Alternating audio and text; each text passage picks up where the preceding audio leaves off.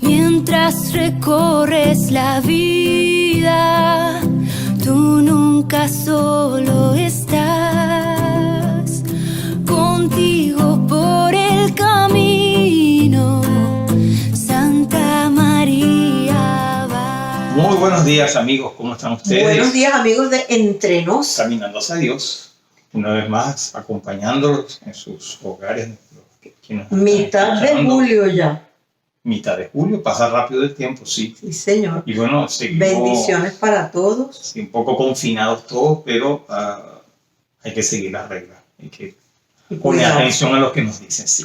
Y cuidarse. Sí, cuidarse mucho. Mire, ¿quién es el santo de hoy? Bueno, empecemos con la santa. La santa. La santa de la semana, diría yo más bien. Porque Sí, porque es de ayer. Sí, Es de exactamente, 14. Nuestra santa es Santa Catalina Tecagüita. Es la primera santa indígena americana canonizada. Y fue canonizada por el Papa Emérito Benedicto XVI en el 2012. Pero fue beatificada por Juan Pablo II. Y fue beatificada anteriormente, sí, en 1980 por San Juan Pablo II. Nuestra santa de hoy, de esta semana, Santa Catalina, era pues de piel roja. Esta fiesta la celebramos el 14 de julio, pero en otros lugares se celebra el 14 de abril. El 17. El 17, perdón, de abril. Sí. 14 de julio. En el resto del mundo. Yo no sé por qué aquí será el 14 de julio. Quizás es porque el 17 de abril es otra fiesta. A lo mejor. Importante y quieren celebrar a Santa Catalina porque es una santa de aquí, una indígena americana. Exacto. Santa Catalina nace en un pueblo cerca de Nueva York que se llama Eurosville, aquí en los Estados Unidos, en el año de 1656.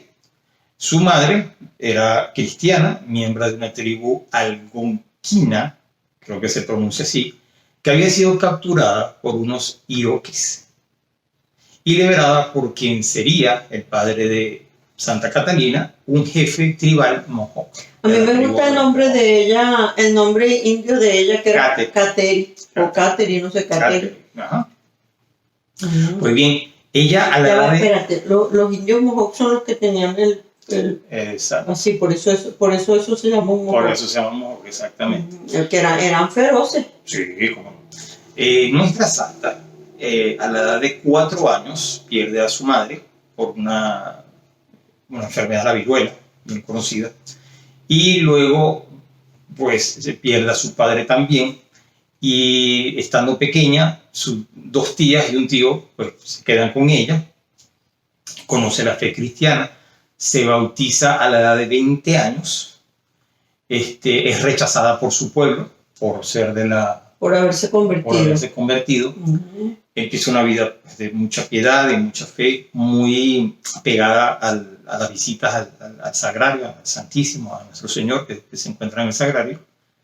Y además de esto, pues, tiene que huir a la frontera, pasa a Canadá y ahí se queda con otra tribu que aquí no sale el nombre de esa tribu, creo que no está. Pero bueno, queda en Canadá. Y esto fue también todo llevado porque los mohicanos firman un acuerdo con los franceses para la paz. Pero sobre todo es que es rechazada por su tribu y tiene que huir a Canadá. Okay. De ella se sabe en realidad poco. Se sabe que al igual que San Francisco de Asís es pues una santa que le pedimos por todo aquello de la ecología, de cuidar el ambiente. A la edad de 4 años, cuando sufre esta enfermedad de la viruela, que ella también es contagiada, queda desfigurada y después de su muerte vuelve otra vez el rostro a quedar perfecto, bonita así. Wow. Y en el lugar pues, donde la enterraron también ocurren muchos milagros a las personas que iban allí. También sabemos que muere a la edad de 24 años en el año de 1680. O sea que apenas vivió la fe 4 años. 4 años. Se bautizó a los 20. Bueno, pero anterior a eso. Ella la conocía Por su mamá. Pero se bautizó a los 20. A los 20, sí. Y bueno, se sabe también que estando en Canadá, que es un sitio muy frío, por supuesto, lo sabemos, En los inviernos, inclusive más fuertes, ella siempre estaba a la puerta de la iglesia, esperando a que se abriera para ir a adorar a Jesús. Era una persona de mucha caridad que se dedicó a cuidar a enfermos y a ancianos y a ayudarlos en sus necesidades. Y pues muy, muy piadosa, muy apegada sobre todo a eso, a Jesús sacramentado. Y bueno, esto es lo que sabemos de ella, que es esta santa que la celebramos. Y que murió en Semana Santa, ¿verdad? Que muere en Semana Santa, exactamente, como le dije anteriormente, fue beatificada por San Juan Pablo II y canonizada por el Papa Emérito Benedicto XVI en octubre del 2012. Y había algo que, bueno, lo leí en otra parte, pero no quisiera confundir, que es el padre... sí, un padre, no me acuerdo el nombre también, pero sí yo leí. Él hizo una imagen de ella, exactamente, donde la gente como un va. Monumento. Como un monumento, y la gente va y reza allí. Entonces, también en su tumba la gente empezó a peregrinar y a visitar mucho su tumba y a obtener milagros. Bueno, y además de eso... Y el lugar es un lugar bien raro, un nombre bien extraño, bueno, indígena de aquí. Caunahuagua.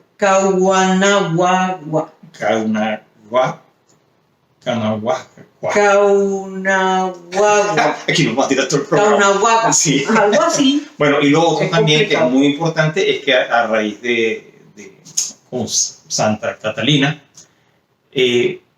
comienza también en las reservaciones indias de aquí de los Estados Unidos a llevar la fe. Las misiones católicas. Uh-huh. Entonces, nada, es una santa. Felicitaciones a todas que llevan el nombre de Catalina. O Cateri. Sería bien bonito Cateri. Me gusta ese nombre. Sí.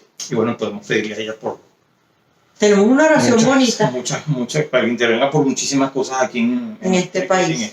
Sí, señor. Bueno, tenemos una oración, ¿me parece? En nombre del Padre, del Hijo y del Espíritu Santo. Amén. Santa Catalina, alma encendida de caridad, que diste heroico ejemplo de paciencia y mortificación, concédeme firmeza y adelanto en la fe, esperanza y caridad.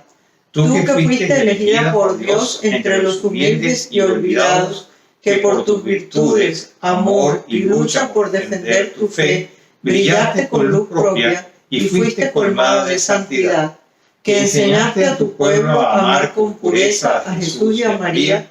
Alcánzame que mi corazón se encienda de amor hacia ellos, así como hacia mis hermanos los hombres, y que imite tu sencillez y tus virtudes en todo momento. Por Jesucristo nuestro Señor. Amén. En el nombre del Padre y del Espíritu Santo. Amén. Bueno, muy bien. Entonces vamos con la noticia del día. Vámonos con la noticia del día. La noticia del día. Muy bien, amigos, aquí estamos con la noticia del día y Betty siempre nos da la primera noticia. Así que... Yo soy la noticiosa. Sí. La primera noticia que tenemos es una muy interesante, porque hemos venido hablando de vocaciones, con seminaristas. Y seguiremos hablando de vocaciones. Y seguiremos hablando. Entonces, miren esta noticia de hoy. Un expresentador de noticias, que ahora es sacerdote católico, se embarcará en un recorrido en bicicleta de más de 500 kilómetros durante 5 días para atraer a hombres y mujeres jóvenes para la iglesia. El padre Nick Adams tuvo que ser creativo cuando fue asignado como director de vocaciones de la diócesis de Jackson en Mississippi, en medio de una pandemia mundial. ¿Cómo llego a las personas? ¿Cómo llego a la gente? Solía preguntarse repetidamente el padre Adams, mientras la orden de confinamiento estaba vigente. Como tenía tardes libres, comenzó a andar en bicicleta. Pronto se dio cuenta de que la ruta que conecta la totalidad de su diócesis podría ser la solución perfecta para encontrar vocaciones. Como antiguo presentador de deportes y noticias, el padre Allen tiene un don para la comunicación. El sacerdote admitió que andar en bicicleta no le resulta tan natural. Dijo que el viaje también es un remedio importante para los conceptos erróneos que muchos jóvenes tienen sobre el sacerdocio. Muestra a las personas que los sacerdotes son personas normales, que hacen cosas normales y que son capaces de hacer ejercicio físico, dijo el padre Adams. A lo largo de su ruta, el padre Adam se detendrá en parroquias, se reunirá con seminaristas y celebrará la misa, la cual se transmitirá en vivo en sus plataformas de redes sociales. El presbítero quiere conectarse con los jóvenes, ya sea en persona o a través de su interfaz virtual. Aunque se quedará en las rectorías de las parroquias durante la noche, entre Jackson y Natchez no hay un lugar eclesial para quedarse, y en su lugar pasará la noche en un campamento. Jóvenes estudiantes universitarios y otros que disciernen un llamado al sacerdocio y la vida religiosa acamparán con él. El padre Adam espera poder sentar las bases para una cultura de vocaciones en la diócesis de Jackson entre estos jóvenes. Aunque es la diócesis más grande al este de Mississippi, la diócesis de Jackson siempre ha sido atendida por sacerdotes misioneros. Había tantos sacerdotes irlandeses en la diócesis que cuando era pequeño el padre Adam pensó que ser irlandés era un requisito para el sacerdocio. Ahora la mayoría de los sacerdotes misioneros provienen de México o de América Latina, incluso de la India. Tenemos muy pocos nativos de Mississippi que son sacerdotes para nuestra diócesis. Mi sueño, y creo que es nuestro llamado, el crear un presbiterio que honre nuevamente a aquellos que han evangelizado nuestras comunidades, pero que lo hagan llenando nuestras parroquias con hombres que crecieron en el estado de Mississippi, agregó. Espera que este viaje, al que llama su Tour de Priest, anime a los jóvenes a participar en seminarios y conventos para discernir su vocación sacerdotal. ¿Qué te parece? Bueno. Una buena iniciativa. Excelente. Además que ahorita hay que hacer ejercicio. Bueno, imagínate. Yo no sé qué hacen ustedes en sus casas, pero nosotros estamos montando bicicletas. Una manera de hacer ejercicio. Muy bueno. Claro que sí. Bueno, ¿qué otra noticia? ¿Qué otra noticia? Ahora la segunda la dice. Pues bien, la Virgen intercedió por la sanación y ahora será sacerdote en Camerún. Otra noticia de sacerdocio, sí. Silvestre Marcel Dongo es seminarista en Camerún. Tiene 31 años y los últimos 4 años ha estudiado en las facultades eclesiásticas de la Universidad de Navarra en España. Ahora vuelve a su país natal, donde será ordenado diácono y posteriormente sacerdote para el servicio de su iglesia local.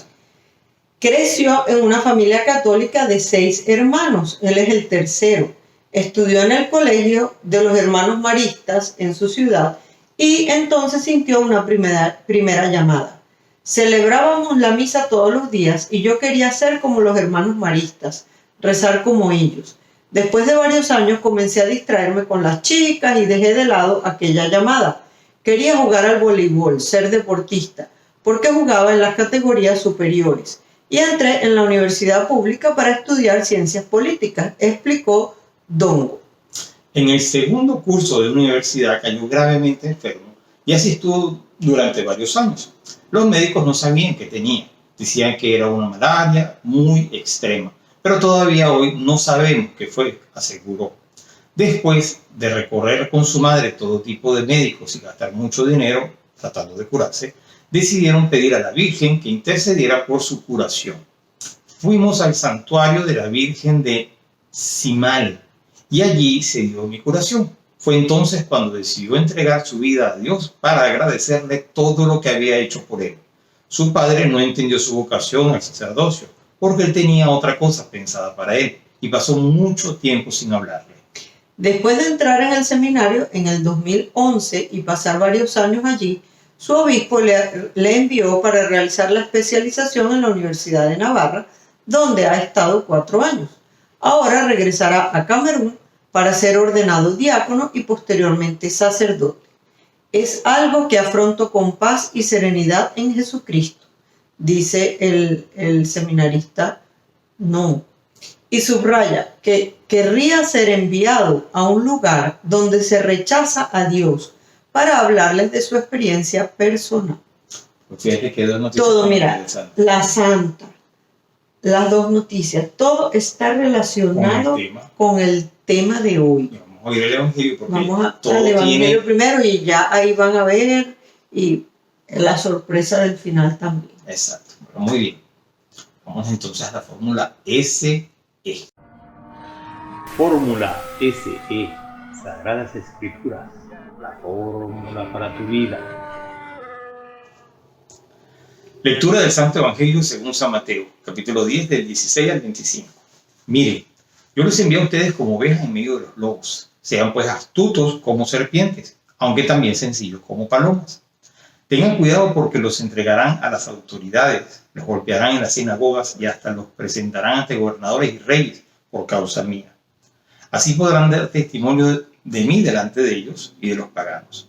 Pero cuando los entreguen a las autoridades, no se preocupen ustedes por lo que han de decir o cómo han de decirlo, porque cuando les llegue el momento de hablar, Dios les dará las palabras.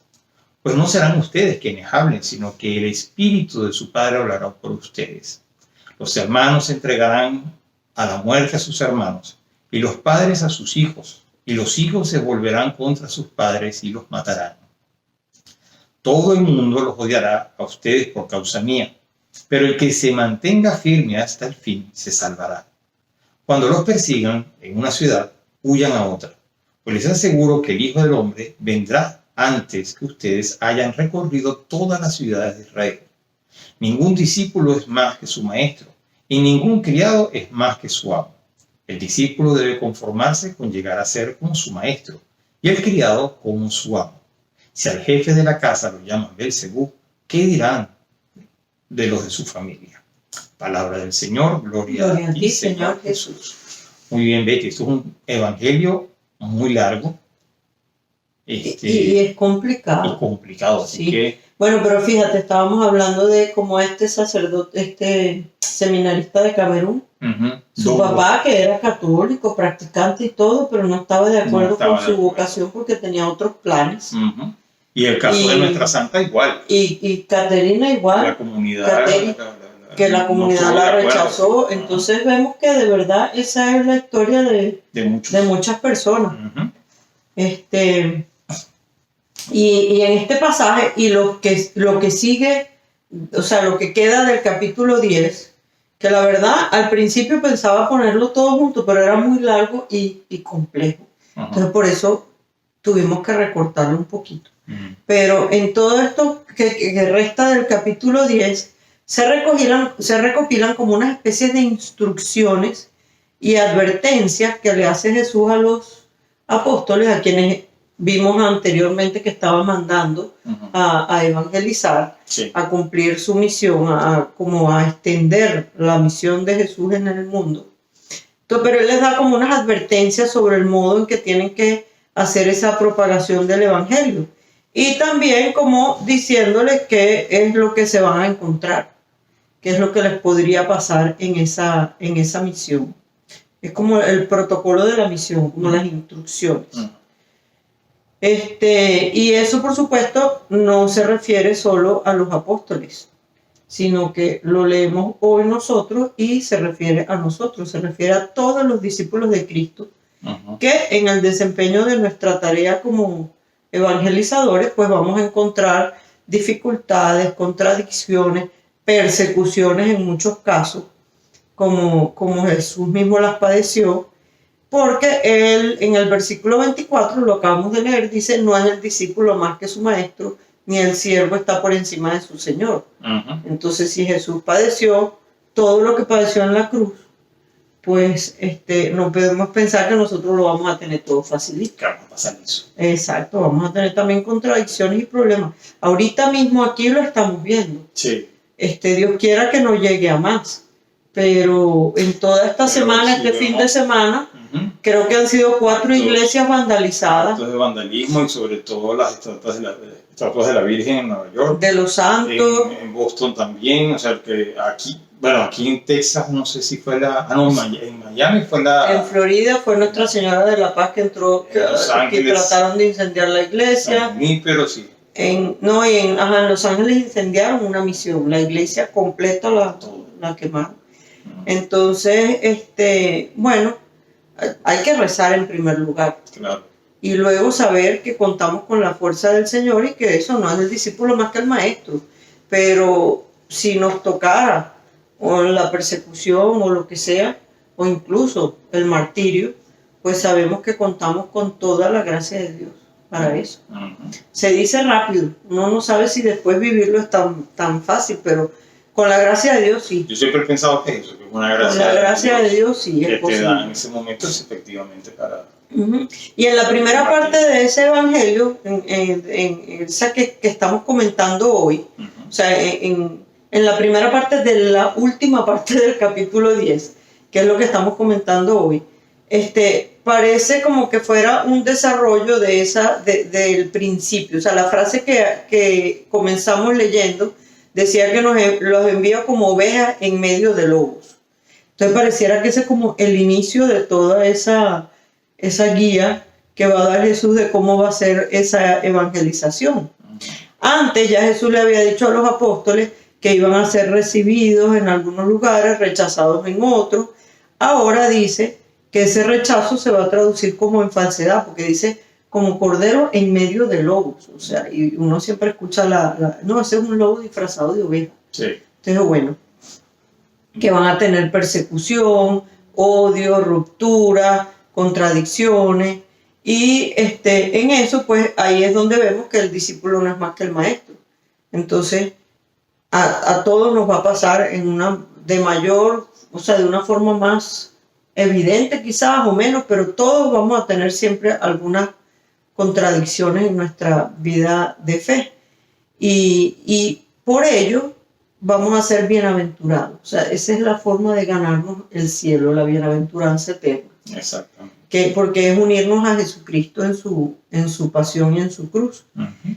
Y entonces no tenemos que preocuparnos por eso, ni a empezarnos a amargar, sino... Como bien nos dice el Evangelio, no se preocupen de lo que van a decir. Exactamente, porque el Espíritu Santo va a estar ahí siempre con nosotros. Uh-huh. O sea, vamos a ser testimonio de la verdad de Jesús ante los hombres, pero siempre vamos a estar asistidos por el Espíritu Santo. Entonces esa es la certeza, la seguridad que tenemos los católicos, que sabemos que Jesucristo nos prometió eso, que el Espíritu Santo iba a estar con la iglesia hasta el fin de los tiempos. Uh-huh. Entonces, en momentos en que de pronto pensamos, no, pero es que no se están haciendo, dígame ahorita con lo de la pandemia, tanta gente confundida, que no se están haciendo las cosas bien, ¿cómo es posible que no podamos ir a la iglesia, que no podamos recibir la Eucaristía? ¿Cómo es posible que el Espíritu Santo es el que está guiando la iglesia?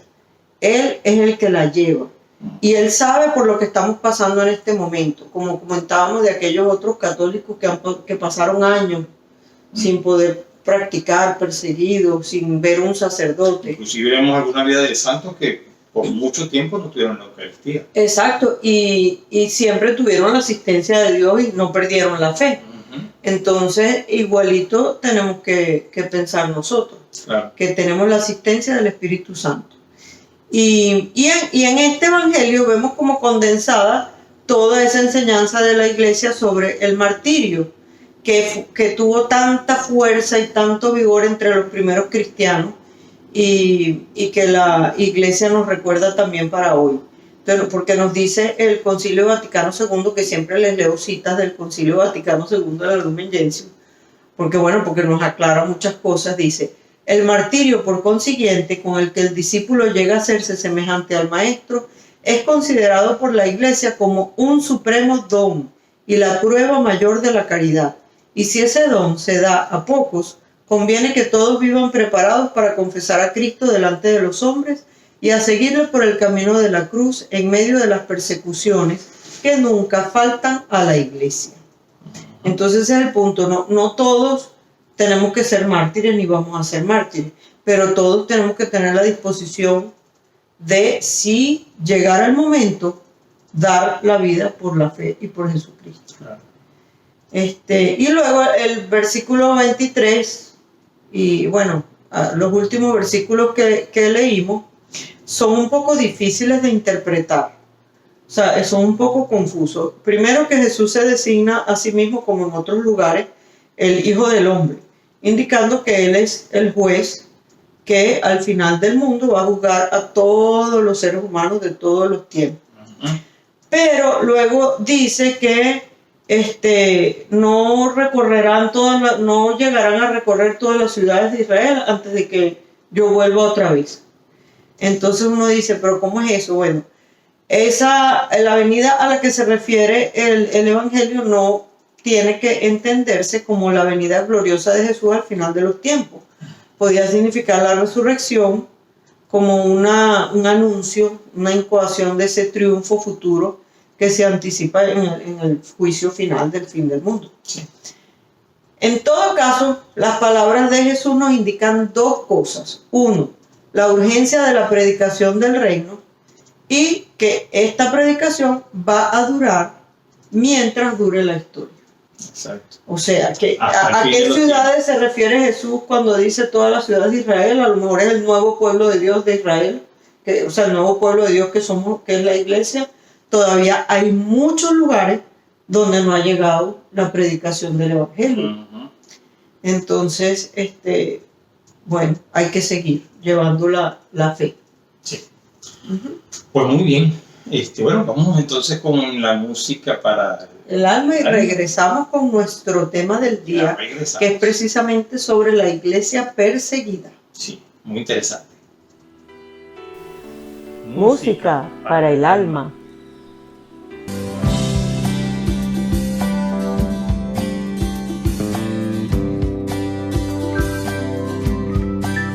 Cansada de remar, anclada en una orilla, estaba. Oí tu voz y una palabra bastó para saber que me amabas. Ese día mi vida cambió. Tengo una nueva mirada. He decidido vivir para ti. No me detiene nada. Contracorriente voy, anuncio tu amor. Contracorriente voy, llevo en mí tu palabra, Señor. Arriba de tu barca iré a navegar. Contracorriente, contracorriente. No siempre es fácil cuando las olas tiran para atrás, pero si estás conmigo, todo tengo. ¿Qué me puede faltar? Me enseñaste a navegar, enfrentando fuertes tempestades, siempre confiando en ti. Pude seguir adelante. Contracorriente voy, anuncio tu amor. Contracorriente voy, lleva en mí tu palabra, Señor. Arriba de tu barca iré a navegar.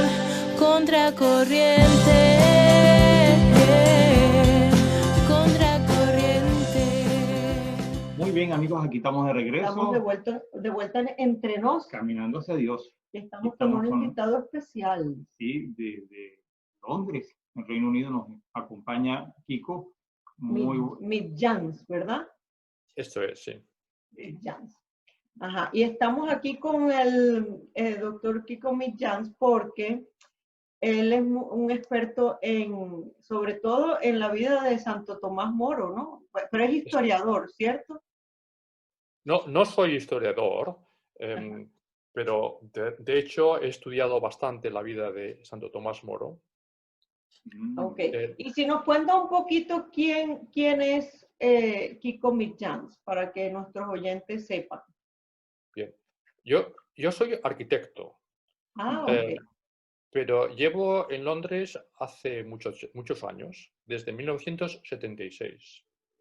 Entonces, en el 1978, un amigo mío, historiador, que había escrito una biografía de Santo Tomás Moro, me invitó a ver una exposición, el quinto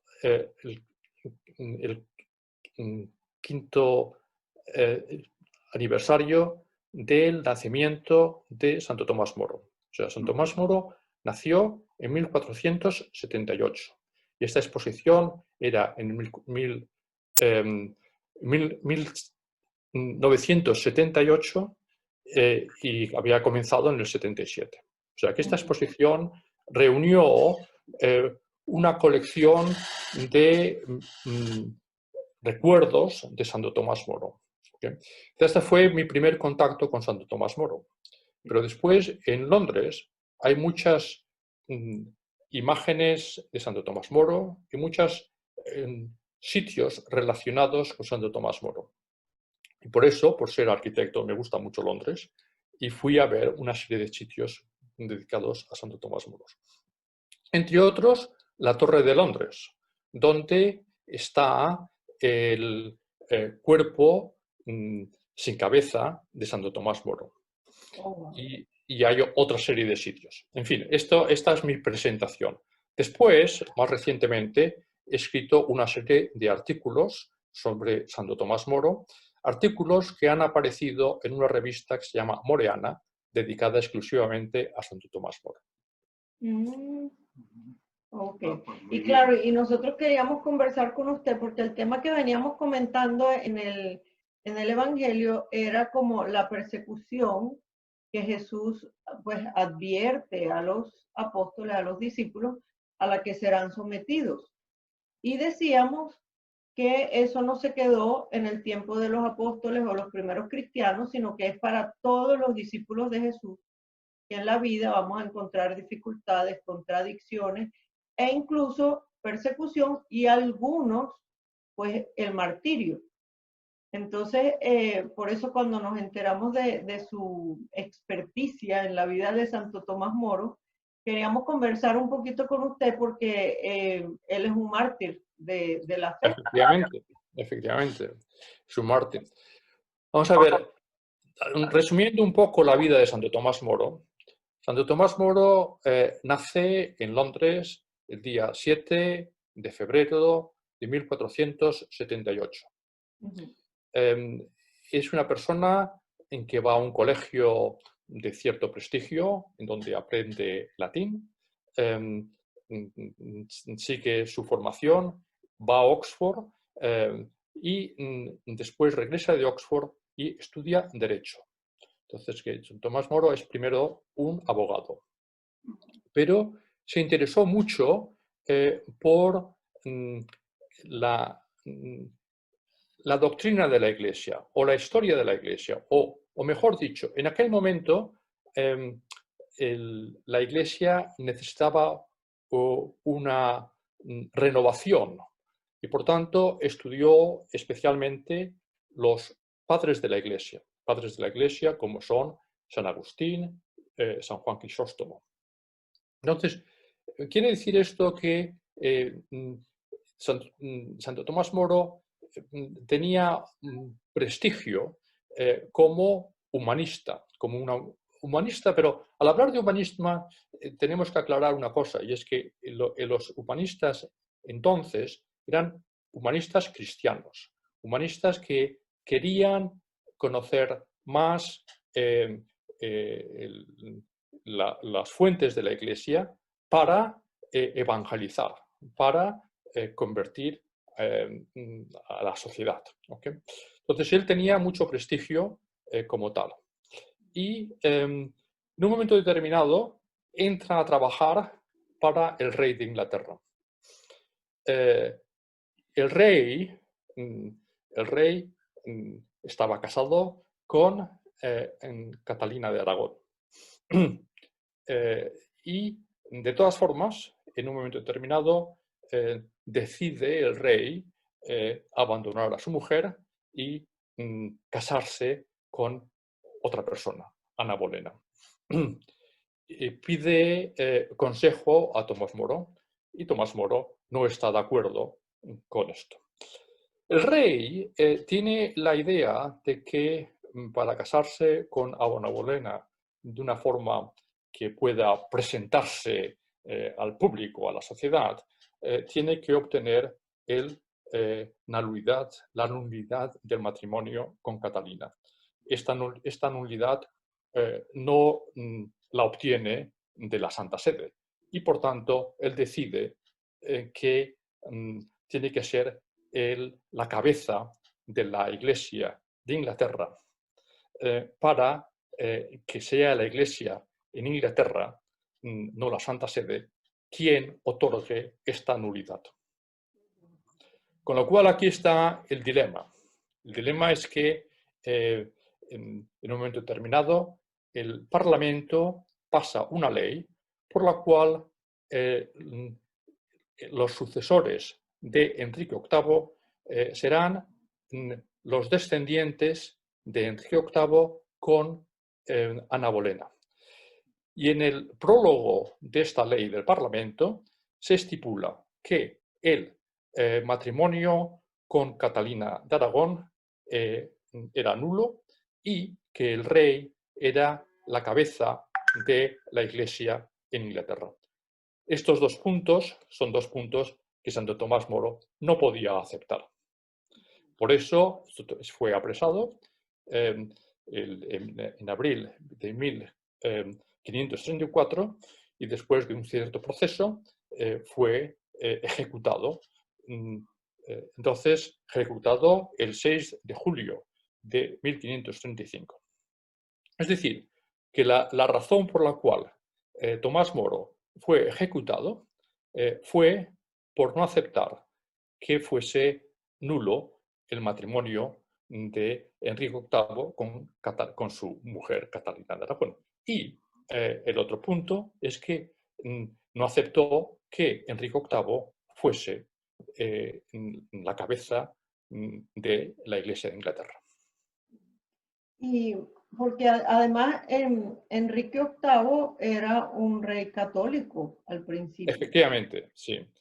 Entonces, Enrique VIII era un rey católico y además sabía bastante de teología y sabía bastante también de derecho canónico, con lo cual complica el asunto. Vamos a ver, y además Enrique VIII estaba en contra de los luteranos.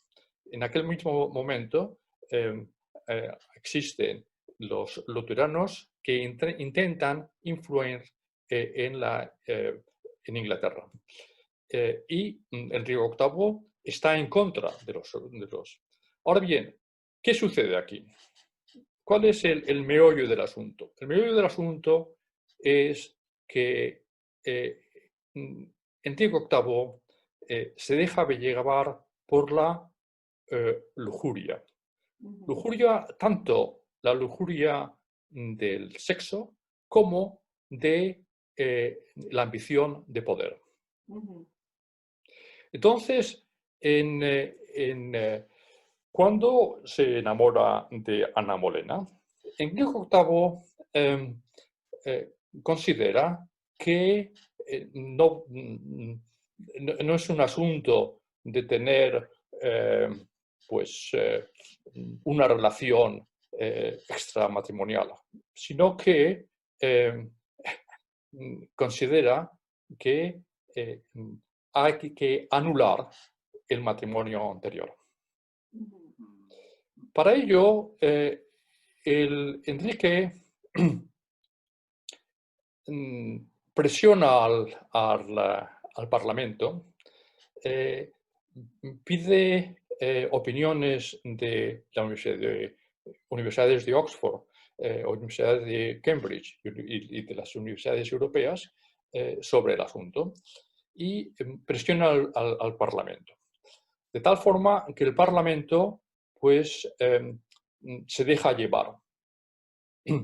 un tema, la presión al Parlamento es que cuando se le ha negado, la Santa Sede ha negado la concesión del divorcio o de la nulidad, entonces Enrique VIII pasa esta ley, la ley de sucesión, pero antes en el 32, en mayo de 1532, hay una ley por la cual se establece que los tribunales eclesiásticos ingleses no pueden apelar a Roma, no pueden apelar a una autoridad extranjera. Y este es el punto crítico. Entonces, en aquel momento, Tomás Moro era el gran canciller de Inglaterra. Y, bueno, cuando el Parlamento, que incluía todos los obispos católicos, excepto San Juan Fisher, acepta, entonces él, como canciller, no puede continuar en el Parlamento y presenta su dimisión. Entonces, este es el tema clave. Y hay que darse cuenta de que todos los obispos de Inglaterra, excepto Juan Fisher, todos ellos aceptan que Enrique VIII fuese la cabeza de la Iglesia inglesa. Okay. Lo cual es tremendo. Lo cual da una idea. Claro, muchos de ellos lo hacen por miedo a oponerse al rey. Otros por no darse cuenta del alcance de lo que está pasando. Bien, entonces solamente unos pocos, entre ellos Tomás Moro y John Fisher, el obispo John Fisher, dicen, no, esto no se puede admitir. Y, por tanto, sí, dime. ¿Hay algunos de esos obispos que primero accedieron a las demandas del rey que después se hubieran como arrepentido o echado para atrás en su decisión? No con la fortaleza de John Fisher. O sea que bueno, John Fisher también fue ejecutado, o sea que los... Vamos a ver, estamos hablando de 1535. Los primeros ejecutados fueron 3 cartujos y un sacerdote de la orden de Santa Brígida. Estas 4 personas fueron ejecutadas el día 4 de mayo de 1535.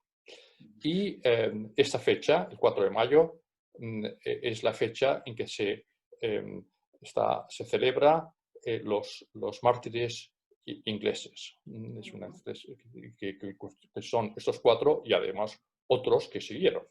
Entonces, el día 22 de junio fue ejecutado el obispo Juan Fisher y el día 6 de julio Santo Tomás Moro. Okay.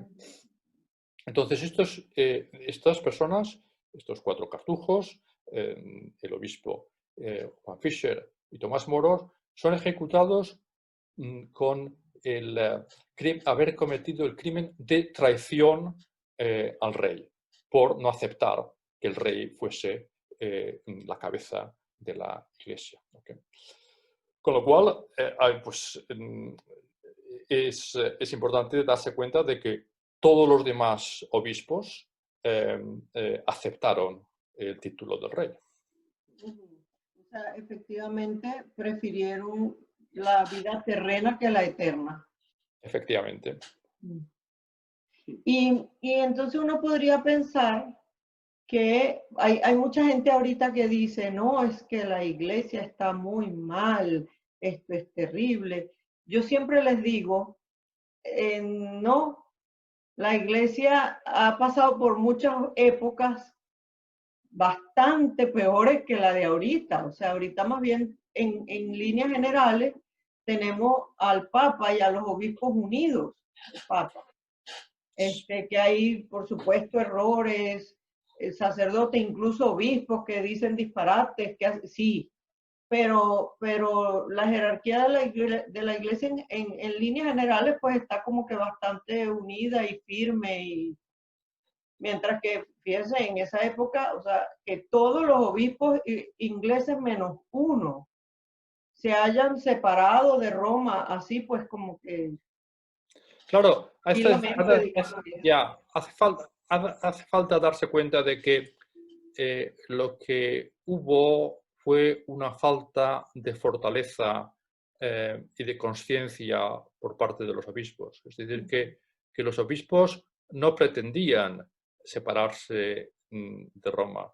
Los obispos tenían posiblemente la idea de que esto era un asunto pasajero, que ya se le pasaría de la cabeza al rey. Y el rey estaba pues, de alguna forma inconsciente de lo que estaba haciendo, que ahora estaba enamorado de una chica y que ya la dejaría y que ya se le pasaría. O sea que Enrique VIII toda su vida continuó con una práctica católica y bien, y esto es lo contradictorio. Bien, entonces yo hablaba también de que Enrique también sabía derecho canónico. Es decir, que no solamente continúa con una práctica católica, sino que antes de contraer el matrimonio con Ana Bolena, quiere que el matrimonio con Catalina se declare nulo. Lo que es curioso. Pero no solo esto, sino que en el 35 es ejecutado Tomás Moro, pero en el 1536, Ana Bolena es ejecutada. Pero demos cuenta de un asunto, y es que, claro, es ejecutada porque el rey pues ha decidido casarse con otra. Pero antes de ejecutar a la nueva reina, a Ana Bolena, primero el rey, que está obsesionado con el derecho canónico, quiere que su matrimonio con Ana Bolena sea declarado nulo. Para lo cual, el rey dice que ha tenido relaciones sexuales con la hermana de Ana Bolena, con María Bolena, antes de tenerlas con Ana Bolena. Por tanto, que el matrimonio con Ana Bolena era ilegal. Entonces, una vez se anula el matrimonio con Ana Bolena, entonces ya se le ejecuta como una persona que ha tenido relaciones con el rey que también son ilegales. Es decir, que se ejecuta no como reina, sino como criminal. Esto es. Ahora bien, vamos a ver. Hemos hablado de que tanto Tomás Moro como John Fisher son personas que han recibido la gracia del martirio. Digo la gracia del martirio porque efectivamente el soportar el martirio requiere una gracia de Dios. Ahora bien, lo que estudiando la vida de Santo Tomás Moro, uno se da cuenta de que Santo Tomás Moro era una persona que quería esforzarse por la santidad desde el principio de su vida. Es decir, que si uno estudia en sus primeros años, es una persona que reza, es una persona no solo que reza, sino que tiene un horario para rezar, unas horas determinadas. Una persona que va a misa, una persona que habla del cielo con un convencimiento de que existe el cielo y de que merece la pena. Y tiene una serie de obras muy interesantes sobre... es una persona que destaca como abogado, de tal punto de que el rey quiere contar con él para que le sirva en el gobierno de la nación. Es una persona que en un momento determinado, cuando yo decía que había infiltraciones luteranas, el rey escribe un libro en contra de Lutero. Y este libro, Santo Tomás Mora, le ayuda a escribir ese libro. Después, Lutero escribe en contra del rey y el rey pide a Tomás Moro que le defienda. Entonces escribe un escrito en contra de Lutero. Y después, cuando continúan estas infiltraciones luteranas en Londres, el obispo de Londres pide a Santo Tomás Moro que escriba en defensa de las doctrinas católicas, en defensa de la ortodoxia. Y es interesante porque hasta entonces Santo Tomás Moro había escrito fundamentalmente en latín, porque, como siendo un humanista, escribe para personas cultas y además no solamente para los ingleses, sino también para las personas en el continente europeo. Pero a partir de entonces escribe en inglés, porque escribe para defender la Iglesia y que la gente en Inglaterra le entienda. ¿Okay?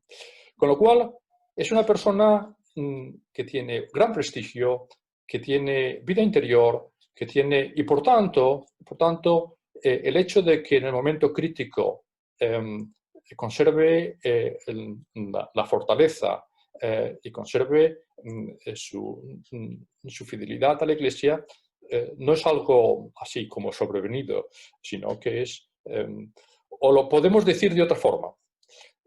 Sabemos que Santo Tomás Moro es santo porque fue mártir, pero no fue mártir y así más, sino que fue mártir por ser santo primero.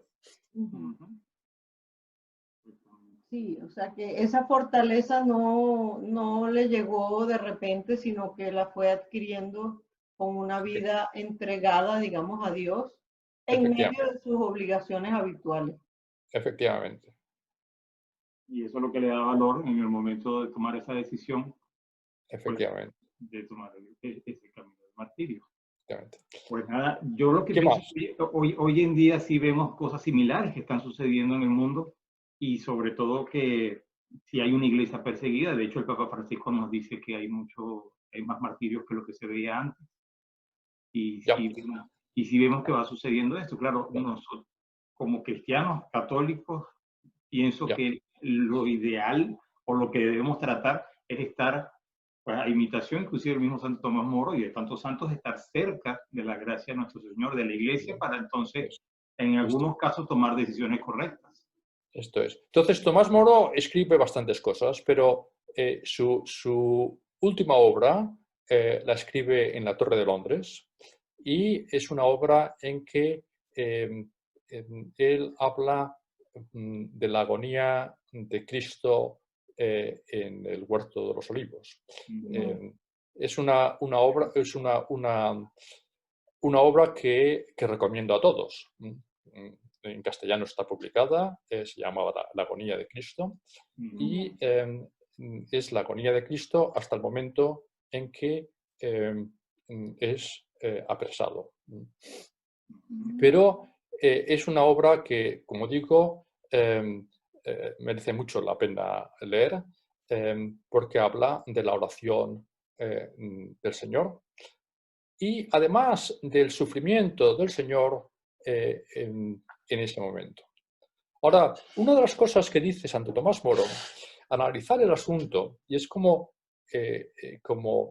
el Señor sufre en la agonía. La agonía es sufre realmente, hasta el punto de sudar sangre. Pero si leemos, como hace Santo Tomás Moro, el Evangelio de San Juan, después de que el Señor ha sufrido, ha derramado sangre, ha pedido a su Padre, si es posible, aparta de mí ese cáliz, pero se identifica con la voluntad del Padre, diciendo, pero no hagas mi voluntad sino la tuya. Después de todo eso, el Evangelio de San Juan dice que se enfrentó con los que le iban a apresar y dijo, ¿a quién buscáis?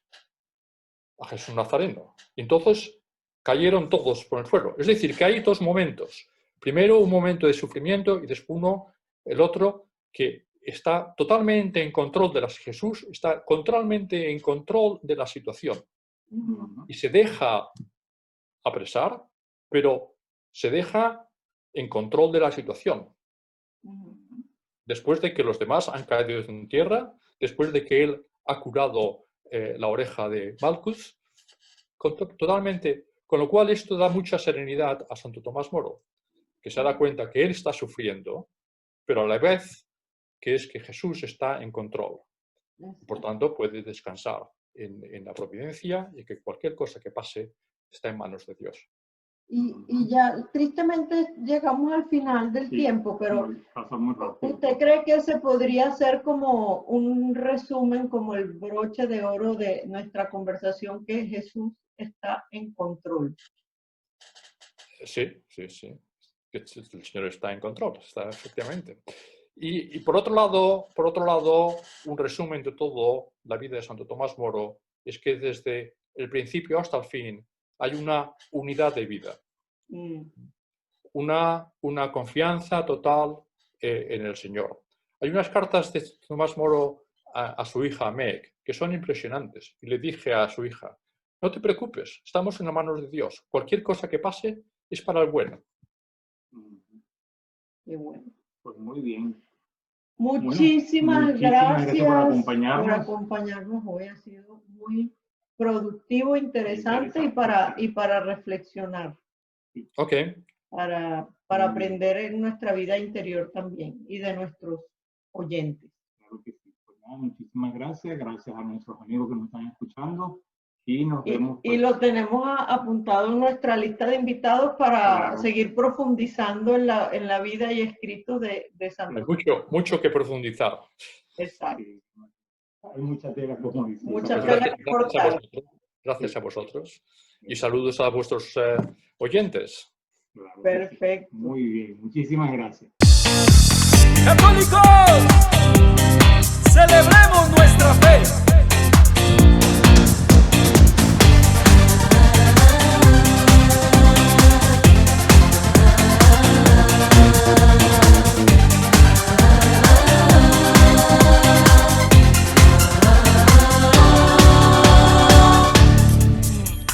Ven a cantar, yo te invito, celebremos nuestra fe. Católicos todos unidos, alabando al mismo Rey. Es aquel que en el pan y el vino se nos presenta en el altar.